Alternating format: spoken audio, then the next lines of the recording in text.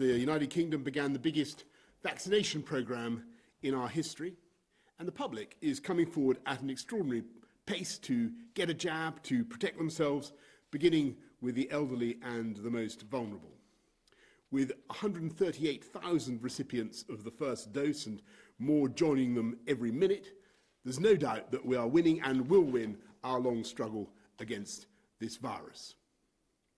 Which makes it all the more important that we hold our nerve this winter, because we're now in a race to protect us all while doing everything we can to keep the virus under control. And thanks to the colossal collective effort in November, we did bring the R below 1. We did get the infection rate down. But I must be frank with you, we're already seeing worrying rises in some parts of the country. Kent is still seeing rising infections. The number of cases in London is at 270 per 100,000 people. That's why we acted quickly by moving London into the third tier, tier 3, from today. And tomorrow, the Health Secretary, Matt Hancock, will announce the outcome of the latest tiering review. And so, like every other European country facing similar challenges, we've come to this moment, this great global festival, a turning point, a time of year that is of immense emotional, spiritual importance, but also a moment for us to exercise extreme caution, when we must remember that one of the most striking features of this virus is that it spreads invisibly from people who don't even have symptoms, which is in fact around 1 in 3 of everyone infected. And that's why, from the beginning, this virus has been so hard to fight. And that's why it's so important to follow the rules. And that's why this Christmas it's vital that everyone exercises the greatest possible personal responsibility. And having looked at the latest data with our colleagues in the devolved administrations, Scotland, Wales, Northern Ireland, we've decided that the overall situation is, alas, worse, more challenging than we'd hoped when we first set the rules.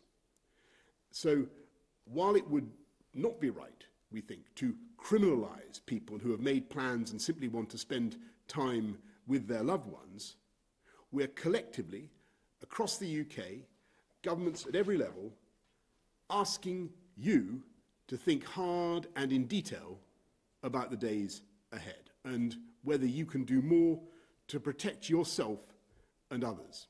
We're keeping the laws the same, but we all want to send the same message. A smaller Christmas is going to be a safer Christmas, and a shorter Christmas is a safer Christmas. When we say 3 households can meet on 5 days, I want to stress that these are maximums, not targets to aim for. And of course, it's always going to be safest to minimise the number of people you meet. And that means that if you're visiting others over Christmas, we're asking you, in the 5 days beforehand, as early as this Friday, to reduce the number of people you're in contact with to the lowest possible, because obviously this virus spreads through human contact. If possible, don't travel from a high prevalence to a low prevalence area, and avoid staying away from home overnight if you can. Remember, the vaccine is on the way, and our aim is to inoculate everyone who is clinically extremely vulnerable or elderly in the early months of next year. So, if you're elderly, the best way to minimise your personal risk is to wait to be vaccinated before spending time indoors with others. And if you have an elderly relative, you might want to delay seeing them until they've been vaccinated. And whatever your plans for Christmas, please think carefully about avoiding crowds in the Boxing Day sales. And no one should be gathering in large groups to see in the new year. And remember, the rules in your local area will apply. In most places across the UK, I'm afraid that means You can't mix with other households indoors. And all the information about how best to protect yourself and your loved ones is being made available on gov.uk. So, have yourselves a merry little Christmas. I'm afraid this year I do mean little. But with the vaccine and all the other measures that we're taking, we do know that things will be better in this country by Easter. And I'm sure that next year, Christmas will be as normal, as usual, for every family in the country. And I'm going to hand over to Chris Whitty, CMO. Anything you want to add, Chris, to that? Thanks, Prime Minister. I mean, really, I just wanted to, in a sense, re-emphasise some of the points the Prime Minister has made, but from the point of view of doctors and other healthcare professionals, because I think everybody would agree with what I'm about to say, who are doctors, nurses and other healthcare professionals. And certainly this is the view of all the CMOs, Chief Medical Officers and Deputy Chief Medical Officers in the UK. It's very important to situate the decisions that people are taking, the actions that people take over the next 2-3 weeks in the fact that we do have a vaccine that will be protecting the most vulnerable to a very high degree of protection in the next 2 to 3 months. And that subsequently, as the vaccine is rolled out to the general population, the risk of coronavirus circulating will begin to go down.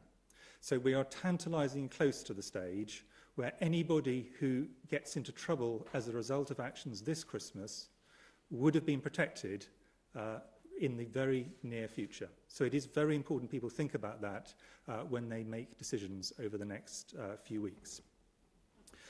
And there really are, in addition to the standard rules and guidance that has been there for the whole time in all 4 nations of the UK, but certainly here in England, the guidance here, the tiering guidance the Prime Minister talked about, there are essentially 4 things to think about that are specific to the festive season over Christmas, as indeed to all the other major religious festivals, Hanukkah, for example, at the moment, previously Diwali and Eid.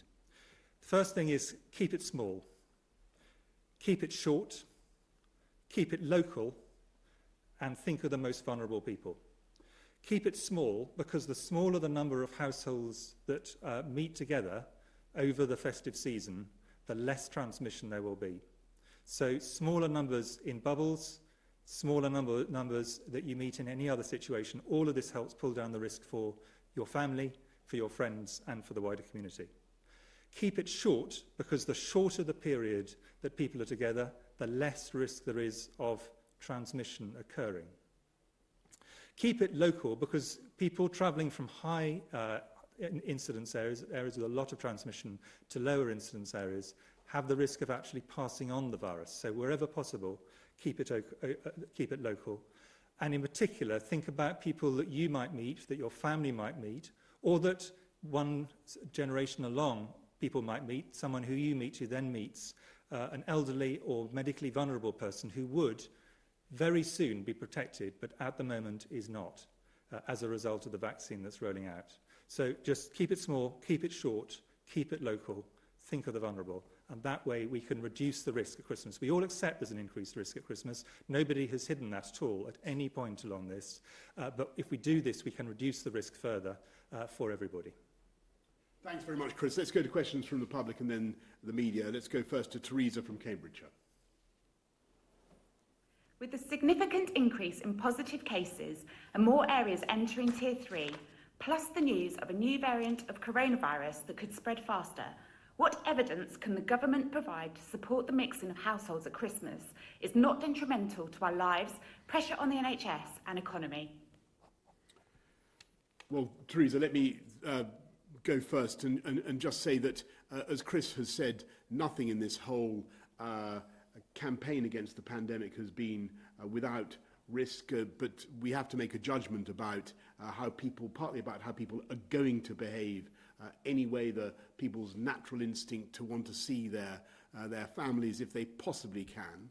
And so what we're trying to do is to set the parameters that we think are sensible, and we've come up with a maximum that we think is sensible across the whole of the UK. But what we're saying today is that is a maximum, not a target.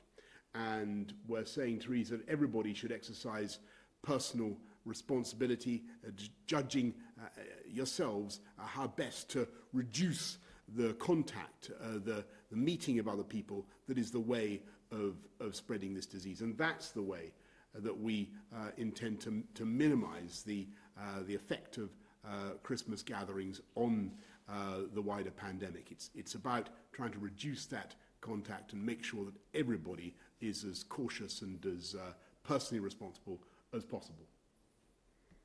Anything you'll add to that? Well, I think just something which I think is, I think everybody accepts, which is this virus has forced us to make really hard choices between two bad options in so many other areas of life, and this is yet another one.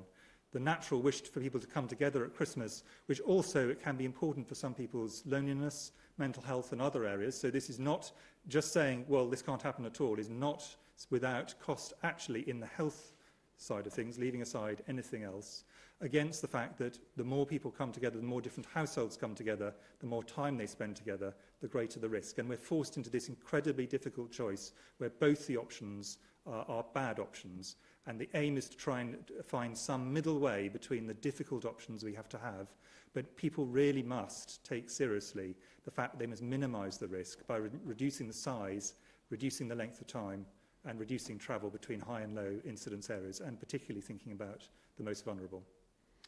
Thanks very much, Theresa. Samuel from Leamington Spa asks, I think I'm going to read out Samuel's question. Samuel asks, will social distancing end once all the vulnerable are vaccinated, or will herd immunity need to be achieved before restrictions can be eased?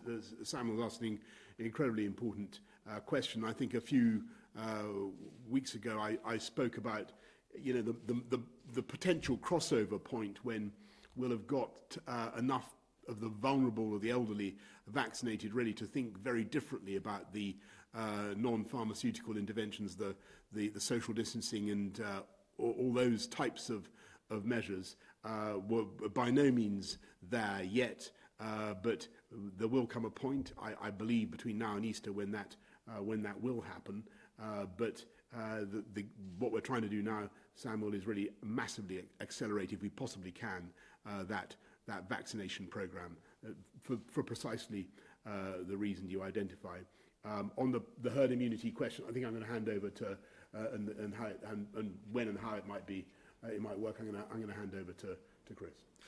Thank you, Prime Minister. So I think it's important to think about the vaccine in three different ways. Initially, we will help to reduce the number of people who die from this disease, but we'll need to keep the social distancing and other measures in place, because if we let go at that point, there'd be a huge surge, and people who are a bit below the highest risk groups, not the people at the very top of the age range and the clinically most extremely vulnerable, but people who are slightly below that, would then in very large numbers get infected. Some of those would get very seriously ill and end up in hospital, and some of those would die. So we will need to keep it on beyond that period, but that isn't going on all the way to the point where we get full population immunity, what's sometimes termed herd immunity, but really should only be applied with full vaccination. And that will occur, population immunity will occur, if we have vaccines which actually can reduce transmission between people. Now, at the moment, we have a high degree of confidence that the first vaccine that's being rolled out, the Pfizer vaccine, reduces the risk of people having severe disease and having clinical disease by a very large amount, not absolutely, but by a very large amount. And the data, although we don't yet have clinical authorization from the independent regulator, implies that the next two vaccines that are coming through also reduce the risk of people getting severe disease and indeed getting clinical disease. That's the Oxford AstraZeneca vaccine and another vaccine called Moderna, which is slightly further down the path. But we don't yet know if this leads to a reduction in transmission. It's likely to some degree, maybe not complete reduction. And if it doesn't do that, then we will never achieve this concept of population immunity or herd immunity. And then what we need is the vaccines to be at the highest possible rate, because only people who are vaccinated will be protected. But we hope that actually what we'll have is a vaccine that both protects the person who has them very important for that, but also, we hope, will also protect people around them. It reduces transmission, but we'll have to wait to see whether that's possible over time. But what we will end up with is a period when coronavirus is still circulating. We're not going to get to a stage, it is not realistic to think we'll get to a stage that there is not coronavirus circulating, but a much lower level, and there will be more deaths probably for the foreseeable future, but at a much lower level, just as every year there are flu deaths, on average year, maybe 7,000 flu deaths, in a high year up to 20,000 flu deaths. This happens with infections, unfortunately, particularly in the elderly. And I'm giving a clear and complete answer, because this is a critical question. We will not get to the point there is zero risk. And a decision for society, led by political leaders, is going to be at what level of risk do we actually start to raise these measures. And that's going to be a difficult choice, but we're not anywhere near that yet. The key thing is over the next 3 months, we need to get these very vulnerable people vaccinated. Until then, this is actually a largely theoretical question. Thanks very much, Chris. Let's go to Laura Kuenssberg of the BBC. Thank you very much, Prime Minister. You're telling the country today to exercise extreme caution, but you are still allowing a 5-day period to go ahead when people from all over the country will be able to get together. Wouldn't it now be safer, clearer, and perhaps braver to ditch the plans to relax the rules over Christmas? And Professor Whitty, can I ask you, have you done any modelling of what the impact this period might have on the diseases? And if there are models, can you share with us what you think the effect of people getting together might be on how the pandemic spreads? Thanks, Laura. Well, look, I want to be clear. We don't want to, as I say, to ban Christmas, to cancel it. And I think that would be, frankly, inhuman and against the instincts of many people in this country, and the overwhelming majority of people in this country. Nor do we want to criminalise plans that people may have made for some time, and arrangements people may have made for some time now. But what we are saying is that that guidance, the 3 households and the 5 days, that really should be regarded as a maximum.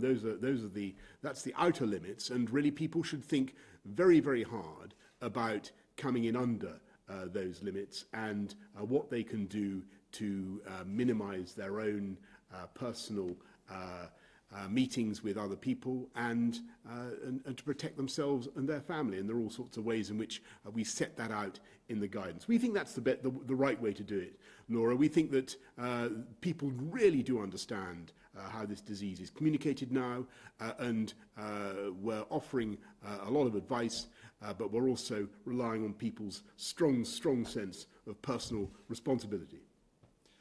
In terms of the modelling, yes, I mean, there's obviously a lot of modelling, and all of the modelling is published, so all of it will be available. What it shows, as it's totally unsurprising, is that any kind of period where people come together in groups that otherwise wouldn't meet leads to an increase in risk, and that will lead to an increase in hospitalisations and deaths. And that has been consistently what we said will happen, not just scientists, but political leaders have said. But what we've tried to do is to then find out what are the things you can do to reduce the risk. And that's why I really wanted to emphasise, because these do come out of modelling as well as other data, reducing the number of households who meet up together to the lowest you can manage within this period, shortening the period of time, because shortening the period of time also really has an important effect, and reducing the movement of people from high transmission areas to low transmission areas. All of these, modelling and other forms of science, all make clear will reduce the risk significantly further than if we didn't do those. So really want to stress those are very important things for everybody to do. Thanks very much. Carl Dinnan, ITN. Thank you, Prime Minister. What should people do? Should people follow the rules that allow 3 households to mix for 5 days, or should they be following the slightly more tightly drawn guidance that each of the home nations seems to be coming up with? And could I also ask Professor Whitty, do you have an idea of what will happen to the transmission of the virus if large numbers of people stick to the letter of the law? In other words, have 3 households meeting for 5 days? And would you have preferred that law to have been tightened up today? Thanks very much, Carl. Look, follow the guidance is what I would say to everybody across all the UK, and the rules, to repeat, are there set as a maximum, not a target. I mean, just because you can do something doesn't mean it's sensible in any way. I mean, you wouldn't, for example, drive at 70 miles an hour if there was a very icy road, even though the law might say 70 miles an hour is what you officially can drive at. So people have got to take a lot of care on this, and this is the equivalent of us saying these are icy and treacherous conditions. If we wish to have the driving analogy, we should be doing the minimum necessary still within the law. So just because you can doesn't mean you should. And what all the science would show is that the more that people feel that they can go down to smaller numbers of households for shorter periods of time, the less impact this will have in terms of upward impact on transmission. Obviously, if everybody pushes it right to the limit in every single household, that would be a significant problem. But I think it is very unlikely that will happen. My colleagues, medical colleagues across the UK, are having conversations the whole time with people about these kind of things. Most people are taking these kind of decisions, how many households to meet, for how long, whether elderly relatives, how to manage minimising the risk to elderly relatives whilst not leaving them excluded. They're taking these incredibly seriously as individual families. People are having very difficult conversations in families to try and work out the best way through this. So I do not think everybody's going to take it to the limit. I think people are being, as always, as they have all the way through this, are going to be incredibly responsible about it in the great majority of cases. Thanks very much, Carl. Let's go to Sam Coates of Sky. Prime Minister, the law says one thing, the guidance says another. So if someone follows the law, but not the guidance over Christmas, and gives coronavirus to a relative who falls ill, whose fault is it? Is it theirs for pushing the boundaries, or is it yours for not wanting to toughen the law? And Professor Whitty, why do you think the eminent medical journals, the Health Service Journal and the BMJ, who jointly called for the rules to be tightened for Christmas, are wrong? Well, Sam, I just want to repeat really what I've said to other of your colleagues, and we don't want to cancel Christmas. We don't want to ban it. We don't want to criminalise people for, planning that they've already made, and often very expensive decisions they may already have taken. But we do urge everyone to follow the guidance. It's there, and help to reduce to a minimum the number of meetings with other people that we have, because that's the way to stop the spread of the virus. In terms of, you're getting a lot of commentary from lots of medical and nursing and other healthcare professionals at the moment. BMJ and the Health Service Journal, both very eminent journals, gave one particular view. What they all have in common is two things. Firstly, there is still a substantial and, in many parts of the country, rising problem. This is not a problem that's gone away. This is actually a problem in much of the UK, which is getting worse or flatlining, but flatlining at a high level. So this is not a moment to relax at all, quite the reverse. And secondly, that within the choices given, please take the most minimalist approach you can. And this, you hear this in different forms from lots of different medical outlets, but all of them will say the key thing is do less. Now, some of them may say it should be the law, and some of them may say this is a matter of guidance, but all of them actually basically fundamentally say the same thing, which is do the least that you feel is appropriate for you and your family at this point. Go for the minimum, because we've got a very significant problem on our hands here.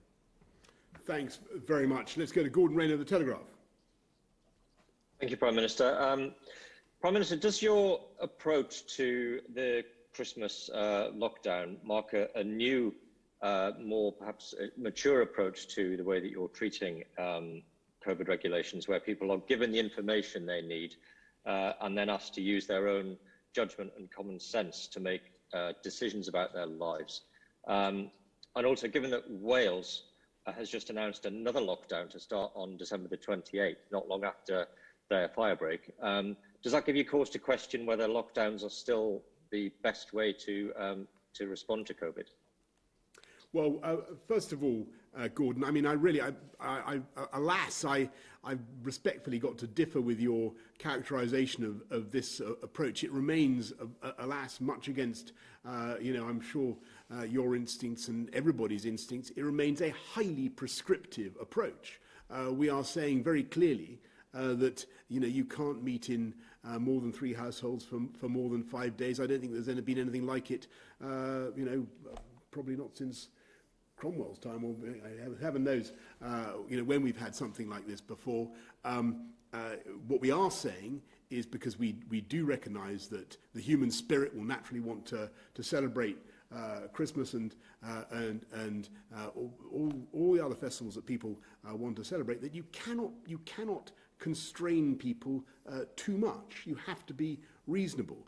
So what we're also saying is that if we want to stop the spread of the disease, which I think everybody does, then we need to look very carefully at the next few days and work out exactly how we can minimise contact, minimise the amount of time, and minimise the risk to the elderly and vulnerable. And that's what the guidance is there to do. It's there to help people to exercise personal responsibility over the next few days. And I hope it's useful.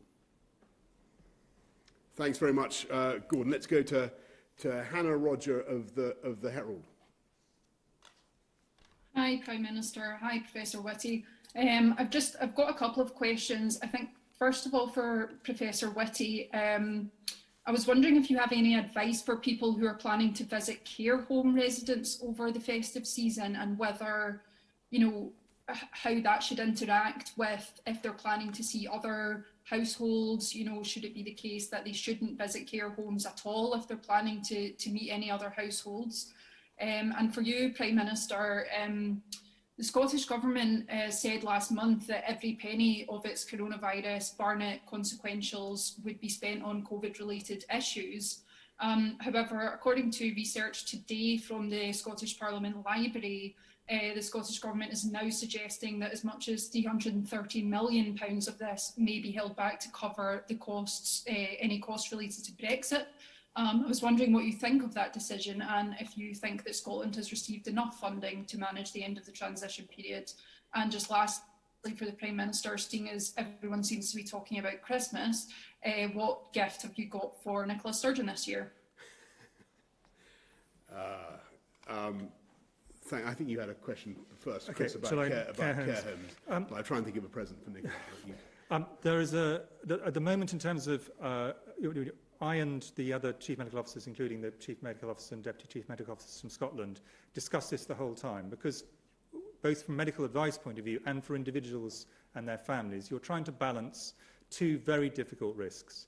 The risk that someone who might have an infection unknowingly going into a care home and bringing it with them, and not only infecting their own relative, but potentially many other vulnerable people, completely accidentally, not intending to, against the fact that for many people in care homes, this has been a very long stretch. For many of them, they may be, in many cases, quite high rates of dementia. They may be quite lonely. For some, this may be the last few months of their life. So how do you balance the need to support the elder people, and indeed those who wish to see them, their families who wish to see them, against this risk to, but not only that individual, but the rest of the people who are living in the care home?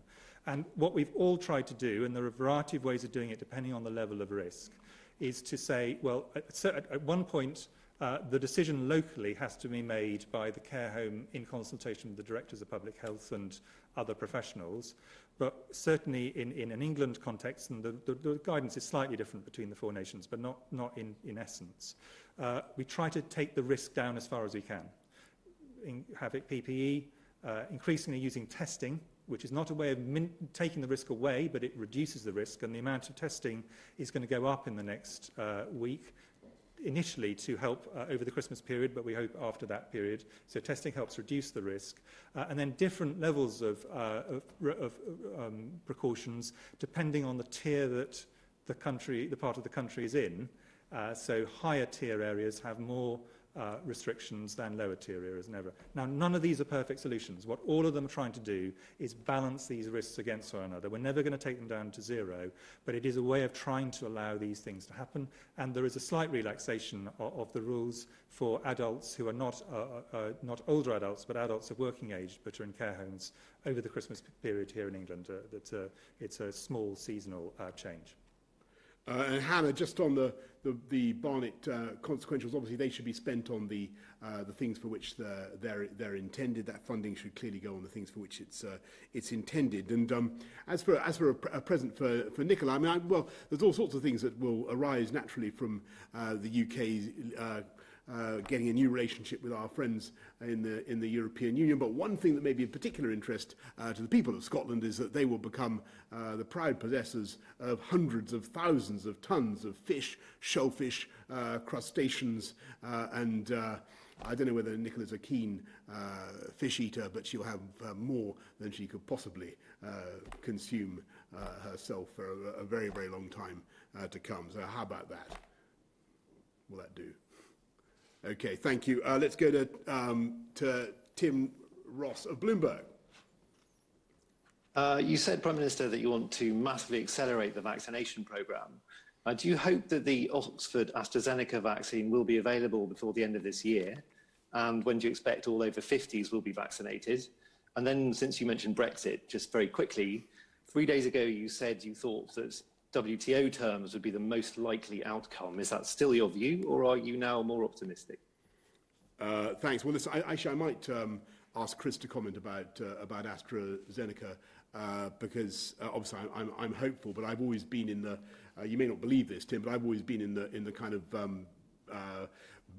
worried and sceptical camp on vaccines. I've always been anxious that we shouldn't over promise, but so it's incredibly exciting for me to see it actually happening now, and for the UK to be the first country able to actually putting a clinically approved stage 3 vaccine into people's arms. But I don't want to jinx things by over promising at this stage. And I'd really like to hear from Chris about that. And on where we get to with the EU. Well, again, that is very much a matter for our friends. They know what the parameters are, and we've just got to make sure that we control our own laws and control our own waters. And there's a good deal there to be done. But if not, WTO, Australia terms it is, and as I say, we will prosper mightily on those terms as well. But on AstraZeneca, I think I probably better leave it to Chris. I mean, the dull, but I'm afraid real answer is this is absolutely in the hands of the regulator, the MHRA. They've got data which, when there's already published data, very impressive published data from the AZ Oxford vaccine in peer-reviewed journals, but they have access to large amounts of data that are not in the public domain. And their principal aim is to ensure safety as well as efficacy. So it's very important with any vaccine we let them do their job free of any kind of pressure or external sort of hurrying along. They will do a professional job independently, as they should. I think there's a fair chance that by early in the new year, possibly before, but that entirely depends on the data, they'll be able to say whether they're confident that this vaccine is both efficacious and safe. And then what we will always then do is take a while whilst we assess it as it's being rolled out in a sense under ordinary conditions rather than under trial conditions, as we have with the Pfizer vaccine. We took a slow start just to make sure things were working, that anything rare that was picked up, we were aware of it, and we did actually alter the way that we selected people as a result of some of the initial people who came forward having some interactions, and that's led to an improvement over time. And we'll do the same with the AZ. We'll take it carefully and we'll build up. But it will, if it comes through, and this is an if, depending on what the regulators say, if it does come through, it does make it a lot easier. Not only is the volume going to be much greater, because with Pfizer, because there's a huge competition around the world for the limited stocks, every country has got a relatively limited amount of Pfizer vaccine for now, so it'll increase the volume. But importantly, it's also much easier to deploy beyond formal healthcare settings because it doesn't have the -70 requirements that the Pfizer vaccine has. And so that makes the flexibility considerably greater. So I think if we put those two together, if AZ comes through, if there aren't any last-minute hitches, it will speed up very substantially the period before we can actually get to the point the Prime Minister talked about, when those in the highest risk groups, which the JCVI, Joint Committee on Vaccination and Immunisation, has identified, can all be vaccinated. So we all hope that will come through, but like the Prime Minister, the right thing to do is to wait and see what the regulator says. Thanks very much, everybody. As I said before, have yourselves a merry little Christmas, but this year, alas, preferably a very little Christmas. But with the vaccine and everything else that we're doing, next year, we hope it will be back to Christmas as normal for everyone. Thank you.